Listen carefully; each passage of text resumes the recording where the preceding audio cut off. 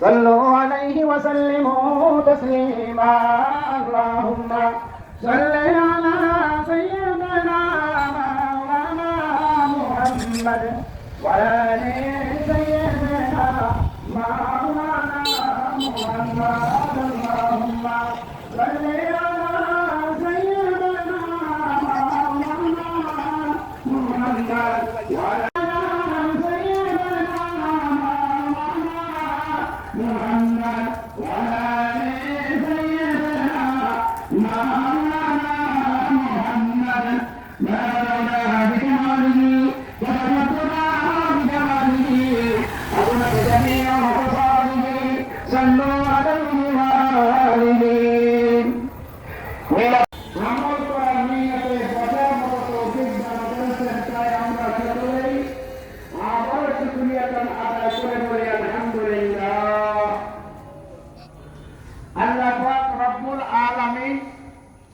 যাকে চান তাকে দ্বীনের বুঝ দান করেন, কোরআন ও হাদিসের কথা বুঝার, শোনার, মানার তৌফিক দান করেন। রবিউল আউয়াল মাস নবীর জন্মের মাস, এই জন্য মাহফিলের আয়োজন। নবীজি সাল্লাল্লাহু আলাইহি ওয়াসাল্লাম দুনিয়াতে আগমন করার উদ্দেশ্য, আল্লাহ পাক প্রেরণ করার উদ্দেশ্য মানুষদেরকে হেদায়েত রাসূলগণ মানুষদেরকে ডাকছেন দ্বীনের প্রতি, ধর্মের প্রতি। ঠিক নবীজি সাল্লাল্লাহু আলাইহি ওয়াসাল্লামেরও দায়িত্ব ছিল এটাই। নবীজির ডাকে যারা সাড়া দিয়েছিল তারা হয়েছিল স্বর্ণের মানুষ, সোনালী যুগের মানুষ। এখন কোরআন সুন্নাহর আলোচনায় ডাকে সাড়া দেই, আমরাও হতে পারব আল্লাহ পাকের ওলি, আল্লাহ পাকের বন্ধু।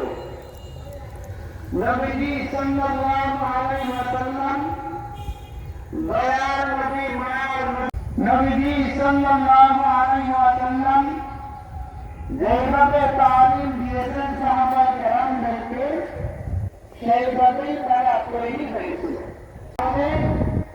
তাদের নাম ইতিহাসের কথা এখন জ্বলন্তভাবে জ্বলঝল করেছে, তারা জান্নাতি মানুষ। নবীজি সাল্লাল্লাহু আলাইহি ওয়াসাল্লাম তাদেরকে ডেকেছে, ইয়া আইয়ুহান নাস তুফলিহুন, এই কথার ডাকে তারা সাড়া দিয়েছে। সাড়া দেওয়ার কারণে নবীজি রহমতের নবী হইল, বরকতের নবী হইল।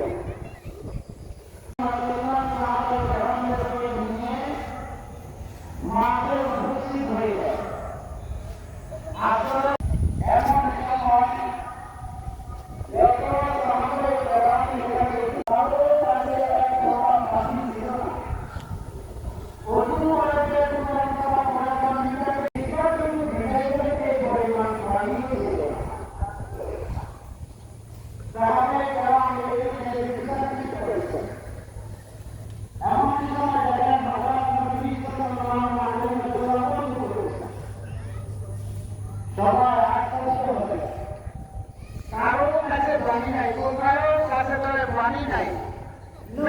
পানি পেলেন কোথায়?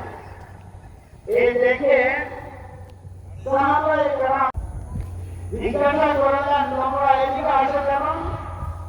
বলে, ইয়া রাসূলুল্লাহ, ইয়া হাবিবাল্লাহ, ওযু করব, দূরের কথা, প্রয়োজন মিটাবো, দূরের কথা। কারো কাছে নাই, হঠাৎ করে দেখা যায় আপনি বাড়িতে ওযু করেছেন, ব্যাপারটা বুঝলাম না। ওযু বন্ধ করে বললেন, তোমরা আমার হাতের দিকে তাকাও।